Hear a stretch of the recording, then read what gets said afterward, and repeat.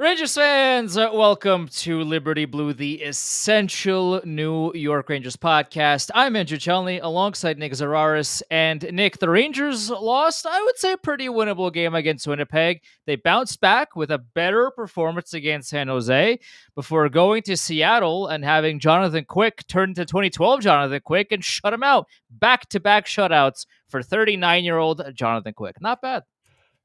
It's funky because I was talking about this with my friends on Saturday night, and we were watching the UFC pay per view, and my friend Chris, he turns to me and he goes, "Are the Rangers any different than last year? Do I need to start caring yet?" And I was like, "You can wait till January, and then you can start watching more than once or twice a week, because right now they're still kind of in the feeling out process." I know that's weird to say about a team that had minimal turnover. We're talking about replacing a third line center, a first line wing, and a third pair defenseman. And for the most part, this is the same team, same coach, same system, same principles. And it still feels like things are being worked out right now as far as the optimization for certain parts of the lineup.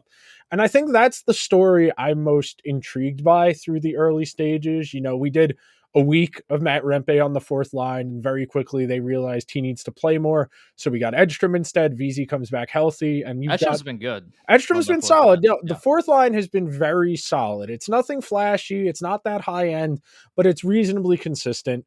Putting Lafreniere back with Panarin and Trocheck has worked very well. And then the other two lines, the Kako Cooley Hedel line was working well, but Hedel's injury puts that into question. Brodzinski's going to slide in there for now. Yeah. We very clearly are going to be in the market for another forward, even though we definitely need another defenseman. We probably need another forward as well now, not knowing what the timeline is on Hedel. But the big story is getting that Zibanejad-Kreider duo going and the team making efforts. They've tried a lot of different things over the years. I mean, at one point during the summer, I went back and looked. They've had like 28 different right wings play with them since 2021. And that includes 2021 where, they had Buchnevich, they've had Gaudreau, they've had VZ, they've had all of the guys they've brought in at the deadline, whether it's Tarasenko, whether it's Roslovic, Patrick Kane, what have you. They have tried everything imaginable to get them close to passable at 5-on-5, and we're still not getting it. And they are good enough most nights, and as was the case last night against Seattle, they're good enough most nights where their talent's going to outlast them. Seattle's not a bad team. They don't got anybody who sniffs the Rangers' best players. Beniers isn't bad, but he's not on the tier of what the Rangers are rocking with. Sure. And same thing with the Sharks game, where they didn't play amazing against the Sharks, but they played more than well enough. And the Sharks have 5 good players on an 18-man roster. So that's more than enough to get them by. Winnipeg was a good measuring stick game, shows the room and the progress that still needs to be made. But they're still figuring things out. There's definitely some roster juggling to go on, whether that's internal, whether we see an Osman or a Berard moonlight, or we see a trade. There's definitely a move to be made. And even if there isn't a trade for until February or March, they're going to keep juggling these lines until they find something that Laviolette likes. Yeah, and the thing about this too is you take a look at that Winnipeg game, and we can harp on why they lost, right? The 3 giveaways by 93 that led to 3 direct goals. It's never it's a tough look. But he had a pretty brutal game, and he was pretty raw about it afterwards. And I think after that he kind of realized how much. I don't want to say pressure, but like how he's pressing, he's squeezing his stick a little too hard. He's really forcing the issue, and that Winnipeg game was really the summary of the past. His even strength issues the last couple of seasons. That was kind of the best example of it, where he's not doing much offensively, and then defensively is giving the puck away, and that leads to direct goals against. So hopefully it's only up only up for from here for him. And the thing about San Jose and Seattle, like you said, I mean, Seattle's not a great team. They're not a bad team, but I want to see a really good effort against a really good team. Like they have Vancouver tomorrow, which, a 10 p.m. start. I know some of us are going to be either fast asleep or, maybe dozing off in the middle of it. But 10 p.m. Vancouver, you got Calgary at 9, you got Edmonton at 10. I mean, they're going on this West Coast swing. And I just want to see them play against Vancouver the way that they would against a team like Florida, for example, in the conference finals, where I want to see them come out and play, because Shesterkin's going to be in it, I would think. I want to see them come out and play in such a way that doesn't rely on Igor to make a million saves to win the game. I want to see a full 60-minute effort from everybody involved that isn't just, hey, the goalie can do it. The goalie can do it all. We're going to hang on and maybe win 2-1, right? Like Schneider and Jones last night were incredible. I mean, the analytics showed it, the eye test showed it, whichever method you want to use to describe how players played. That pairing played really well, and I'm glad to see that Laviolette has stuck to those deep pairings. That so far he hasn't changed anything. Now I understand that after a win, coaches usually don't change anything, and hopefully, let's say they lose one, down the line. Hopefully that doesn't immediately get changed back. That would not be good. Because Jones and Schneider have really been solid together so far, and especially last night. But, we got Vancouver tomorrow, and the biggest thing for me is, okay, well, you beat San Jose, which is a bad team, and even then, you only won 3-2. You shut out Seattle. Jonathan Quick had a really good game, a better effort team-wise against Seattle. But you got a team like Vancouver that has a lot of speed. Also, JT Miller was benched in the third period. And he's going to be, first of all, he's going to be upset that he got benched, one, and also two, he's playing the Rangers. JT, you know how former players love to play against the Rangers. So I'd be interested to see how the team, knowing all of that, collects themselves and plays tomorrow against Vancouver. I think that's going to be a good litmus test. If you recall, last year they played Vancouver twice. The time they played them here at MSG, the Canucks stomped them. I was at that game. The final score was 7-2. Maybe the worst game they played all regular season. And then they won the game in Vancouver. And it came down to the last period. It was a very back and forth game. Lots of offense, not a lot of defense. And I think for now, as we're in this weird early stage, and I wanted to talk about this big picture wise, because I think this is ultimately the crux of the argument we've had a lot of the last 2 weeks and a lot of the conversation. I understand that Winnipeg had the best 15-game start ever. I'm not particularly concerned about Winnipeg. I'm not concerned. If you, right now, these are the teams in the 16 playoff spots: Carolina, the Devils, Washington, Florida, Toronto, Tampa Bay, the Rangers, the Bruins in the East. The only team in that grouping I will say is definitively better than the Rangers right now is Florida. And that's mostly because they won the Stanley Cup last year, not because they are playing that much better than the Rangers right now. I believe they're 2 standings points ahead of the Rangers, even though they're not in the same division. In the West, Winnipeg, Minnesota, Vegas, the Kings, Dallas, Calgary, Edmonton. I'm not worried about any of those teams either. And then, I got to throw in, am I really supposed to be worried about a Colorado team that can't get into a playoff spot this early? I know it's early, but I can't see Colorado outlasting. That's the argument here. And I don't know if that's necessarily a ringing endorsement of the Rangers, that the strongest argument for them is that the rest of the league is weak.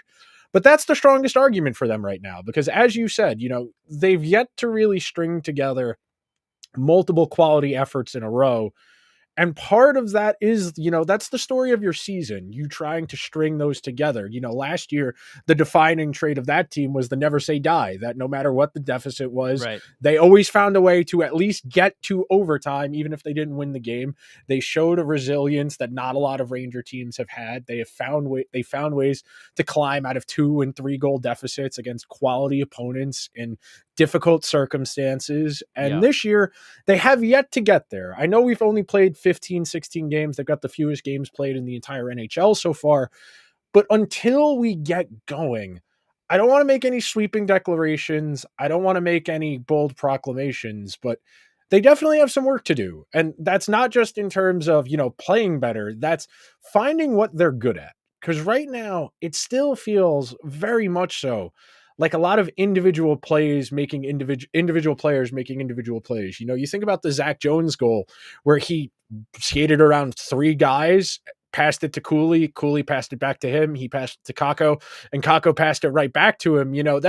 That's not something you draw up. That is not something you're going to do by design. By the way, Will Cooley tied for 4th in scoring on the Rangers, 12 and points it's all in even 16 strength games. Yeah. And he's only getting 13 minutes a game. Yeah. He's having a season so far. He's having it's really only been, about a month and a half, but he's my man's is really leapfrogging what people thought he could be. Well, I wouldn't say that. I would say that he's shown a little bit more of a propensity for offense than maybe you would have thought, but I think a lot of that stems from the fact that he was playing with a really good dynamic player in Heedle who has the transition, and that's kind of been that issue for that third line when Heedle hasn't been able to play in the last 2 years is you have a significantly lower ceiling. Like, I think Brodzinski is a functional NHL player, but we all understand he has a vastly different skill set and the expectations need to be lower. They have Right. to be. He's, Right. there's a reason he's 26, 27 years old and only really getting a first serious look now. He's a useful NHL player, but my hope is that if this is going to be a long-term injury for Heedle, which I suspect it will be, that we do eventually get a Berard or Othman extended run. I'm not saying the rest of the season. I'm saying 2 weeks. I'm saying 3 weeks. Give me a litmus test of where they are respectively in their development, how NHL ready they are. And let's see, because I don't really want to see 60 games of third line center Jody Brodzinski. And I know Berard doesn't And have a Jake ton. Lecision, by the way, who Yeah, got no, called Jake's up. Lecision's not playing. Jake Lecision is here as the extra forward. I hope if Jake Lecision plays, it's got to be because of injuries, not because of coach's choice. But to that effect, I know Berard is not a center by trade. He has minimal experience there. I know Othman has never played center before. But the Rangers need something. They need a little bit of juice right now. That bottom six on paper is pretty bleh. You can get by with low event stuff if your top six carries play. Right now, your best line is great offensively, but also terrible defensively. We're willing to make that concession because they're so good at offense.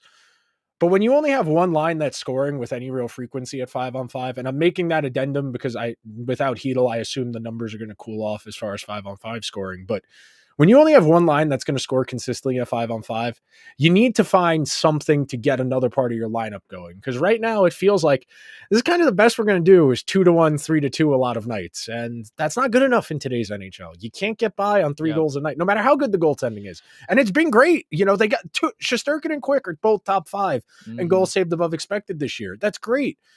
But 3 goals a game is not going to cut it. Quick, by the way, just to read it off, he's 4-0, a .970 save percentage, and in 4 games, according to Hockey Reference, a 9.4 goals saved above expected. Now, that's insane. That's absurd. And I think the Rangers have to realize that that is not sustainable. Obviously, like as Quick has been fantastic as backup, and he's been, especially like in that Detroit game where he literally was the reason Rangers won that game. Like he was incredible. He saved a bunch of goals, that probably should have been goals that weren't because of him. But the Rangers need to figure out a way to alleviate some of the pressure off of their goaltenders. I know Shesterkin's been doing it for his entire career. They did it with Lundqvist. They're doing it with Shesterkin, where, we can pinch for no reason. Oh, we can make this dangerous pass. Oh, well, if it gets cut off, we have the best goalie on the planet that can stop a breakaway. And that's fine and dandy and all, but eventually you have it's to unnecessary increased volatility. Exactly. That's the thing. It's adding risk to the situation that you don't need to. If you want to do it, it's okay in certain situations, but you can't do it 4, 5, 6 times a game and expect long-term success. Even if in these early parts it's been working for you because Quick and Shesterkin have been so otherworldly good that it masks a lot of these issues. But eventually these numbers will come back down to earth at least a little bit, even with like Jonathan Quick has been fantastic. 39 years old with these kinds of numbers. Like put 2 and 2 together. These numbers were not going to be this stunning and amazing the entire season. It's not going to happen. So you have to play in such a way that mitigates that. Jonathan Quick is not going to have a 9.5 goals saved above expected the entire way, or it's going to go even higher. Like, you have to be reasonable in your assumptions and say, okay, Quick has had 4 fantastic games. Shesterkin has been fantastic for most of the season that he's played so far. You have to mitigate a little bit of that and say, okay, if Quick has a bad week, if Shesterkin has a bad week, we have to play in such a way that lets them do that while not getting completely dumpstered, because that's how a lot of these games have went so far. I mean, the Detroit game, another good, the example that I brought up earlier, where if Quick doesn't play out of his absolute mind, the Rangers lose that game. They have to play in a way that doesn't see that happen, or at least have that happen less frequently. Because again, like, you not only is this not sustainable, you're going to wear your goaltenders out if they have to make 40 saves a night and 9 of them are high danger, and they're doing all these acrobatic splits and these crazy movements in order to make multiple stops a night. Eventually you are going to wear them down. You have to play better team defense in front of your goaltenders. 5, 6, 7. Hang on, I'm counting some 8, 9, 10 of the games they've played so far this season. They've been out high dangered in 10 of them, and most of those are in the low 40s. There's 2 in the 30s. But the one thing I do want to add on to this, because I do think this is good context and it's important. Hockey is a very score dependent sport, in that the team with the lead is going to concede more scoring chances. And that's why, they win the Detroit game 4-0, but they get outchanced 72-49 because Detroit has the puck the entire third period trying to put the game away. And the Rangers are looking for counterattack opportunities. I do think it's important to note that Sure. in addition, because the Rangers by design are okay with conceding a little bit defensively because they want to get to transition game. They want to get the puck to their skilled guys, and they want to try and catch teams, pinching, being too aggressive. And I agree with you in principle that they need to play better team defense and be a little more risk averse. But right now, with the offense, the scoring, the way it's going, they kind of need to take those risks. So it's really a matter of risk tolerance. Yeah. We talk about it a lot from the perspective of the Lafreniere, Panarin, Trocheck line of, yes, they generate an ungodly amount of offense at 5-on-5, but they also give it back. The thing is, they generate more than they give back, though it's close. The problem is that's really the only line that's generating a high volume of offense, and they do get the luxury playing a lot of minutes with Adam Fox, getting slightly easier matchups than what Zibanejad does. So they need to outright dominate in their minutes. And, we talk about it all the time. If they don't dominate in their minutes and you don't score on the power play, where's the offense coming from? That's been the story of this team for 3 years now. As a serious Stanley Cup contender, those have been their 2 avenues: is Panarin does something at 5-on-5, or the power play scores. Occasionally, 2 of the 3 years you've had a decent third line that's been able to contribute meaningfully offensively. But right now, it feels like, as much as we talk about the defense being the issue for this team, it feels like they're not scoring enough. And it feels like Yeah, the for sure. offense kind of is the issue, even though we think the offense is more talented than the defense, if that makes sense. I mean, it's. I think both of us are right. Like, there's definitely a little bit of both going on, of the the Porque no los dos commercial, of the defense. It has been a problem, and they should work on addressing that. But also offensively, they've kind of been in a rut. Besides the aforementioned people that we've talked about, where these problems aren't new, and that's another frustrating aspect of this. Is the team defense could be better. Okay, we've been saying that for 20 years. And offensively, they don't do much at 5-on-5, and they score a lot on the power play. We've been saying that for multiple years as well. These are not new issues. And new calendar year, new games, quasi new roster, same problems.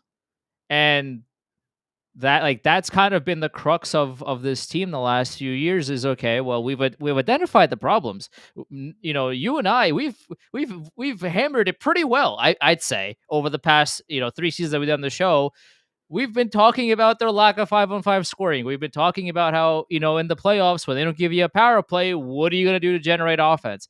We've been repeating the same things for over and over, and yet these problems are still here. So at a certain point, yeah, I mean, offensively, I understand the argument of risk, and to create offense. And I'm not saying you shouldn't take risks to try to score. That's not what I'm saying. But the Rangers like to do this thing where sometimes they make that dangerous pass, one too many times, a few times a game, or there's a defenseman that pinches it when they maybe shouldn't, and that leads to a 3-on-2 opportunity the other way, and that could lead to a good scoring opportunity for the team. If they do that maybe a couple times too many per game as well, trying to force the offense. And this is what happens when, again, your 5-on-5 scoring isn't there. So you are trying any which way to create it. When you know you're not a good offensive team at 5-on-5, that's what leads to the extra pinch, the extra dangerous pass. It leads to these risky plays that you feel you have to make because your team isn't producing enough 5-on-5 offense. And that leads to a giveaway, a turnover, a 3-on-2, a 2-on-1, a breakaway, what have you. And that leads to either the goaltenders bailing out the team or the Rangers giving up a goal. It's one of those things where they're fundamentally connected. Yeah.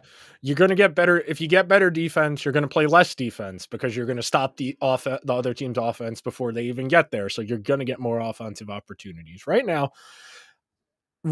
it is very individual. It is waiting for a play. There's maybe 7-8 guys in the entire league that can make the pass Panarin makes to Lafreniere to set up the first goal last night. Maybe 7 or 8 guys in the whole league that can do that. And right now, it feels like you're in a waiting game. And, we've talked about this a lot over the years that the regular season is too long. There are too many mediocre teams. Because for a team like the Rangers, we know they're making the playoffs short of disaster. But we still got to play these next 60-something regular season games to see where they get seeded, who has to sell off pieces. And I know people already, I read in The Athletic, who are the Chytil replacement candidates, ranging from like Ryan Donato to Claude Giroux. But I feel like Claude Giroux, sure. Claude Giroux already, he didn't want to come here 3 years ago when the Rangers were better. And he wanted to go to Florida. I doubt that happens. He's consciously chosen to go to a bad organization because he wanted to be closer to home, and I doubt it. But I'm so bored and so tired of just get to the deadline. The roster's not done until we get to the deadline. The team keeps getting better as we play along the season, and we spent the entire episode, I think it was 2 episodes ago, doing this feels very familiar, because it does. This is the same story. I understand that we got to play these games. We're going to keep looking for reasons to be optimistic. But I still think the biggest reason for optimism is that no one's that good. As good as Winnipeg is, I don't think they're better than the Rangers. The Rangers have more talent. That was a winnable game last week. It was lost because of sloppy play with the puck, and it led to direct goals against. The Rangers also had a couple of opportunities. Hellebuck made some really good saves. That was a winnable game. So if you replay that game 100 times, I would have to imagine the Rangers win. We're doing Deservo Win-A-Meter discourse in November. We're cooking. We're in the kitchen right now. But that's what that game actually felt like. Where if those bad turnovers don't happen, that's probably a whole different game. So Winnipeg won a bunch of those games, and now they lost 2 in a row. They got destroyed by Florida. Their rematch, I think, is tomorrow, and all of a sudden they look like a human team again, right? It's crazy how a team loses a couple of games and all of a sudden everyone's packing up the give Winnipeg the cup now discourse, and now they're human beings again that can actually lose every now and again. Oh no, 82-0 isn't happening. Color me shocked. I for one am thoroughly surprised that nobody in hockey will ever go 82-0. But that was a winnable game, and I mentioned the litmus test against Vancouver tomorrow. It's going to be a late game for us on the East Coast, but it's going to be important from the standpoint of Vancouver's supposed to be one of the top teams in the West. How are the Rangers going to not only start the game like that, but continue to defend against the speed that Vancouver plays with? And on top of that, Rick Tocchet's a good X's and O's coach. He's got some plays under his sleeve. I want to see how the Rangers counter that, and also how they generate offense that isn't just that stretch pass that Rangers are well known for. Vancouver's weird because they're kind of in an early season funk as well. I shouldn't say funk, but they haven't played great yet. You know, they're I would say they're underperforming relative to their talent. Demko is supposed to return any day. I don't think it'll be by tomorrow, but they are a weird team. And I say that because when you look at their roster, especially their defense, they've got five guys who are all like 6'4" and taller. None of them are particularly mobile. None of them are particularly good with the puck, but they clog shooting lanes, they clog passing lanes, and Quinn Hughes is really good at hockey. And that's the formula they've chosen. And hockey's hard to look ahead to. It's not like football where you can do tendencies and scheme and try and piece together how you think the game's going to go. Because hockey's so free flowing. You know, you were talking about Winnipeg coming back down to earth. You know, hockey's a season of runs. It's stringing together 4 or 5 wins out of 7 and looking relatively good while doing it. And then that 7th game's a stinker. You know, the Devils lost to the Sharks last week, and then they shut out the Panthers the next game. Yeah. Hockey's weird. Hockey is weird like that. And it's really hard to project night to night, especially when the team is still kind of, for lack of a better word, feeling things out, because it really does feel like it. This isn't nearly as solidified as the lineup was, say, December of last year. I know we got a little bit of time, and I think over the next few weeks you'll get to see what the lineup's going to look like the bulk of the season. It was about midway through November where they stapled Blake Wheeler onto Kreider and Zibanejad last year, and he stayed there till he got hurt. But that's the thing to keep in mind here. The roster is going to keep evolving, and there are going to be tweaks. You know, I feel pretty strongly that we are going to get an extended look at one of Othman or Perreault at some point in the next month or so, purely out of curiosity and purely because they've never really expressed a ton of confidence in Johnny Brodzinski, because like they were playing Rempe over him last year. And like, I understand what they think Rempe was going to bring them, but like, we're serious adults here. We can say Johnny Brodzinski's a better hockey player, and you're not playing Rempe because you think he's better at hockey. So with that in mind, I think almost certainly they're going to have to do something sooner rather than later. And I don't necessarily mean a trade. I don't think you're going to see the first trade until like December. That was the Zadorov trade last year, was the first, like, okay, teams are open for business. We're starting to move things. And then Monahan wasn't until January. Lindholm wasn't until January. So I would hold out hope there as far as, you know, Donato, Giroux, maybe Chandler Stevenson, if that, not Chandler Stevenson, excuse me, Yanni Gord, if that's who entices you. But we got a long way to go, man. I am of the opinion that, like, I'm well aware that a lot of teams don't want to sell yet, right? Everyone thinks they're so competitive. Everyone also wants to keep selling tickets. Like if let's say the Chicago Blackhawks trade all of their, you know, veteran guys now, they still have like 60. Well, let's just say for, you know, 30 home games left that they have to sell tickets to. And if there's no one relevant that's going to play, well, then no one's going to show up. I'm well aware of that. And it's difficult to make a meaningful trade in November.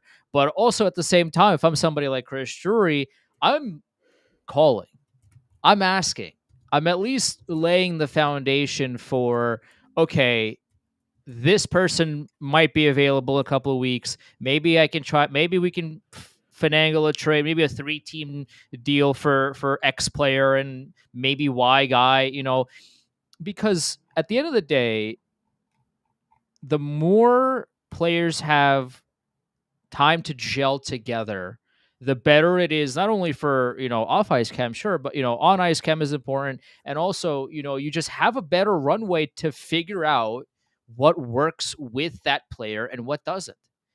And I forget, someone talked about this, one GM talked about this last season. I can't remember which one it was, but they mentioned how when you bring somebody on board earlier on, you have room for experimentation. You have room to decide, okay, this guy, we've tried him here, gave him like 10 games because we have the runway to do so. Okay, that didn't work. Maybe we could try him here, or maybe this combination works. You have more time to fundamentally understand what works well with new player and what doesn't work well with the new player. It's November 18th. A lot of teams, most teams don't want to trade anybody of relevance or importance. I'm well aware of that. I would like to see Drury, and I would imagine he is, working the phones, at least He's build. working the pizza oven at Colony Pizza. He'll get to Yeah, trade soon enough. I would like to believe at least that he's making some kind of preliminary phone calls, just kind of testing the waters, seeing who could potentially be available, and trying to make a deal happen before, what is it, March 5th is the deadline March or 5th, whatever. yeah. I Yeah. I would Crisp like four to. and a half months to go. Yeah, right.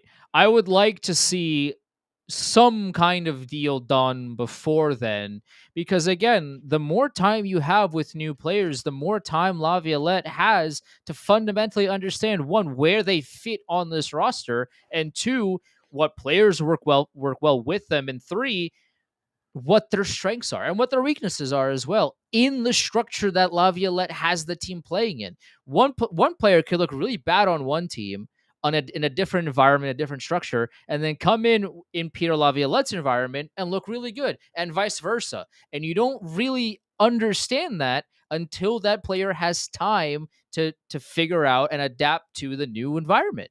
So the more time you can give them, the better it is for everybody involved. But again, I understand teams don't want to trade anybody that is worth a squeeze with 60 games left to go. I'm aware. Who do you think ends up trading for Taylor Hall? Because that seems weird. It might be a team like, I mean, Colorado has no space and they have to figure out a way to do it. Colorado might, because they're desperate. I could see that. I could see. I mean, we're all at this point. We're talking about guys like Taylor Hall and Ryan Donato just because they're Flyers. Like it sounds crazy to say that about Taylor Hall, who's not that old, frankly, but Yeah. like coming off of a serious injury and very clearly not in favor with the regime there He for was healthy whatever. scratched. Yeah, for whatever. Taylor Hall was healthy scratched. Yeah, That's insane. I mean, hey, the Flyers still healthy scratch Morgan Frost for no real reason, even though he's one of their two best forwards. John Tortorella, I hope he never changes. Magical place that 40 years into professional hockey coaching, we're still doing the angry stepdad taking it out on the kids as opposed to doing a better job. But alas, the one last thing I wanted to talk about, and it's kind of tied into the bigger picture conversation. I want, and I know this is a tall ask. I really hate talking about each hockey game with the outsized importance that it's a football game. Like every football game is really important because you only play 17, or in Sure. college you play 11. We play 82 of these over here in the National. These games, they blur into each other. They blend into each other. When you watch as much hockey as Andrew and I do, when you do as much stuff, reading, you listen to as many podcasts, watch as many shows, everything kind of starts to blur together. I can't be doing referendums about Mika Zibanejad on Tuesdays in November. I understand that everybody's a little antsy and that this team is defined by their playoff expectations, but like for lack of, we got to have something better to do. Word to Mike Francesa, like there's got to be more interesting things to talk about than the same three things. I feel like I'm losing my mind that we're 3-4 years into this and the team largely hasn't changed, so the storylines haven't changed. But like, aren't we better than this? Like what's the trolling used to be funny. Now it's just kind of lazy. Like, I feel like I'm losing my mind. The discourse isn't even interesting anymore. Well, people want their interactions on Twitter and on Blue Sky also. If some people are on that, we're both on it. We're exploring the vastness that is Blue Sky. But yeah, I mean, I think a large part of that is we're tired of talking about the same three things. The problem that comes from that stems from that issue is, it's because the problems haven't changed. Yep. The problems that the Rangers had 3 years ago continue to be here. And I mentioned this a few minutes ago, and we've talked about this multiple times already. But like, I would love to not talk about Mika Zibanejad's poor performance. I would love that. I would love to not talk about Lindgren or Truba. Like, I tweeted this out, I think it was last week. It's like, I wish all of them would just play well. I wish Zibanejad would just magically figure out how to score. I know he scored finally a 5-on-5 goal. I think it was against San Jose. I mean, the planets aligned for him to finally score one. But like, I really want Mika Zibanejad to be an incredible 5-on-5 player on top of, the power play danger that he is. It would be great. It would be so great. Like, I'm so sick and tired of highlighting the fact that Mika Zibanejad at 5-on-5 is not a good player. Like, I'm sick and tired of it, and I just wish he would shut me up and play better. Like, that's the hope with all. And when we mention Zibanejad or Trouba or Lindgren or or Kreider or whoever, and we say this multiple times, every show as well, but we're not attacking the player like directly. We're talking about specifically their on ice performance. No. And like, yeah, and I know that, but it's important that we keep on repeating this because we highlight the issues on this team, and it's important for people to understand that we are not going at anybody personally. This is all 100% about their on ice performance and how well or how not well somebody is playing. So it's been the same storylines for 3 seasons. When we repeat the same things for 3 seasons, because the storylines have been the exact same, it could lead people to believe, oh, you just hate Mika Zibanejad. Oh, you just hate Ryan Lindgren. Oh, you have a vendetta against these players. When that's not the case, we've just had the issues for multiple seasons now, and there's still the problems now, and nothing has changed. So at a certain point, new storylines would be fun. I'm agreeing with you there. Yeah, because like we got to sit here and be like, damn, is Chytil ever going to play hockey again? Yeah. Can the Rangers depend on him to play hockey ever again? Because it sucks. It's another recurring storyline that he can't stay healthy, and there are always going to be people who ruin the conversation, who are just mean spirited people who want to make fun of other people. But like any rational person is going to say, we hope he's okay. But Right. as we said last year, after he tried to come back in January and they sent him home, you can't count on him to come back. As good as he is, I think he's been their best center all year so far. You can't count on him to come back because that's how you end up what you ended up with last year, where you traded for Wenberg on the idea that maybe we could get Chytil back. And even if you didn't, you traded for somebody who didn't have a similar skill set. You ended up messing with your lineup a little too much after the turmoil in the Carolina series. You insert Rempe back in. You try Chytil, who didn't look great, but hadn't played hockey in 8 months. You tried Wheeler for one game against Florida. I struggle to imagine that I'm going to be banking on Chytil to come back. It's not implausible, but the Rangers need contingencies at this point, and it's unfortunate because he's a good player, man. He's Really been their good best player. center this year, Yeah. and he's been driving what's been their best 5-on-5 line. And without him now, you have real depth issues.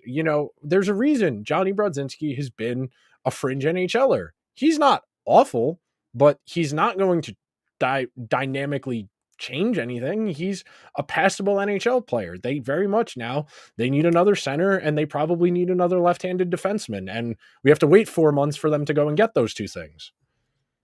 And like I said, I wish they would not wait 4 months. But I understand that teams don't want to You can't trade sell. anybody. You can't buy if no one's selling. Yeah. That's the crux of it. I do think it's November, and I do think there are at least a couple of teams that maybe they're not outwardly saying this, but the idea that we're not destined to win the Stanley Cup. So let's try to maybe sell high while we can on some guys. I don't, maybe outwardly got teams like Columbus or Chicago or San Jose. I'd take Jake Wallman. Yeah, right. Yeah, listen, I would love Jake Wallman. Like I would assume that all teams at least publicly are like, we still got a chance. All we got to do is win a couple of games, and we're right back in this. But realistically, teams like San Jose and Chicago and Columbus aren't going to win anything anytime soon. So, and if you're San Jose, it's not like you're selling tickets either. They're playing in front of like 7,000 people a night in San Jose. That's a whole different conversation because San Jose, first of all, I know they're still bad. They're much better than they were last year, which, not a very high mark to climb over because they were one of the biggest atrocities in hockey that we've ever seen. But, they're playing relatively okay hockey for the most part, and nobody shows up. Like, nobody's coming. Okay, so if no one's coming anyway, then sell Wallman, sell Toffoli's, sell these guys while teams are gonna line up sooner rather than later for them. So start the auction. Get the guy that speaks really quickly. That I don't know the name of the auctioneer. Is it? I don't know. The Yeah, guy an with auctioneer. the Yeah, guy yeah, with probably the cowboy hat who speaks really fast yeah. to auction off these players to the highest bidder essentially, and start the bidding process now. It's going to happen anyway. It's going to happen in March. It's going to happen in February. Might as well start it now for some of these teams. Even though they want to quote unquote win, even though they don't, do it now. And maybe there's a player the Rangers like, and maybe you can start that process now as opposed to waiting until March. And kind of like waiting until March is really we're waiting until the final day to start practicing for the test. It's like if you started opening the review sheet now when the test is 24 hours from now, guess what? You're not going to do super well on the test. Especially You because got the to Rangers study. have the cap space. It's not like Yeah, 2 years ago where they had to wait till the last right, possible day to add Patrick Kane because they didn't have the right. cap space. This year, they do. I understand that when you wait, you accrue more cap space. I'm well aware of that, but it's a trade off. If you get the kind of player that you want now, yeah, you're gonna have a little bit less space in March. No one's arguing that, but you have a much better understanding of how to make that new player work in your system. I'd take that than a little bit less cap space in March. All right, this is the last thing I want to do on today's show. So I read off all of the teams that are in playoff spots right now. So once again, Florida, Toronto, Tampa Bay, Carolina, the Devils, Washington, the Rangers, the Bruins in the East. In the West, Winnipeg, Minnesota, Dallas, Vegas, LA, Vancouver, Calgary, Edmonton. Who in a playoff spot right now is not going to be in a playoff spot come the end of the regular season? That's tough. I mean, Boston hasn't played well at all. And I don't know what they do because Swayman hasn't played well at all, which is surprising to me. That might be kind of an iffy team. I mean, Calgary hasn't played well since their early start to the season. So maybe Calgary's out, but okay, well, if Calgary's out, then who would be in? For my agenda, I would say either St. Louis or Nashville because I said Colorado wasn't going to make it. And if Colorado does make it, my mentions are going to be in flames for a long time. So I'd rather for my I have McKinnon on both my fantasy leagues. I am rooting exclusively for McKinnon to score 1,000 points and for Colorado to miss the playoffs only for my personal agenda. But I do think the Calgary Flames ultimately miss, even though they're playing better than people expected them to this point. I think they fall off. I mean those are kind of my two. Saying that Boston's going to be out is such a because we said Boston's going to win 50 games somehow anyway because that's what Boston does. But the way they played this season makes me kind of regret saying that because they have been very hit or miss the entire way through 19 games. What do you think? One thing on the Bruins, they signed Tyler Johnson off the street and he immediately went to their first line. So that goes to show you where the Bruins lineup's at. Logic would tell you it's probably the Bruins and the Flames. In the East, I don't know who gets in that other wild card spot because none of these teams are good. Like the Flyers aren't good. The Islanders aren't good. Ottawa, Buffalo, Pittsburgh, Detroit, Montreal, Columbus. All of those teams are awful. Yeah. I think maybe by attrition, the Bruins might end up making the playoffs one more time. In the West, yeah, Calgary will cool. Calgary's going to trade people. Calgary's going to trade people too. Yeah. Because you've got Rasmus Anderson on an expiring contract. You have some players who are intriguing that you might be able to sell off and make something happen for, like a Blake Coleman or a Michael Backlund, perhaps. I think Calgary probably falls out, and Colorado probably ends up by default because, again, kind of like we just said in the East, no one's been good in the West either. Utah is fine. Seattle's fine. Colorado's getting healthier, which helps. St. Louis has been pretty bland. Nashville's been awful. And then the two Southern California teams, Anaheim, San Jose stink, and Chicago's awful too. I mean, there's not a lot of good teams in the NHL, Andrew. There's an argument to be made that Ottawa fights in. That Ottawa, it's not implausible. Yeah, I'm not saying they're a dangerous team by any stretch, and I'm not suggesting that they're going to go on, a 15-game winning streak and collect all these points and rack up to the top of the Eastern Conference. But they're a team that they've been knocking on the door, and I think it's, with actual goaltending this time around, with Linus Ulmark in there as opposed to Korpisalo or any of the other 75 goaltenders they've tried over the past 10 years that actually can stop the puck every now and again. I think with Kachuk and Giroux and the core that they have, Stützle has been really playing well. I think they might just be angry enough to collect enough points to make it. And they're a team that I'm interested to see what they do closer to the deadline. Like if they're knocking on the door and they're close, I have to think that they're gonna. I don't want to say swing for the fences, but I think now is the time for them to start giving up picks. Now, because they have a lot of young talent on that team. They have so many young up and coming guys. It's time to start selling some of these future picks. I would agree with you. Ottawa's intriguing, but that will just about do it for this week's edition of Liberty Blue. If you could be so kind, please subscribe to the show wherever you get your podcasts. If you're on Apple or Spotify, leave the show a 5-star review. If you're watching over on YouTube, hit the subscribe button, hit the alarm bell. We will talk to you guys next week.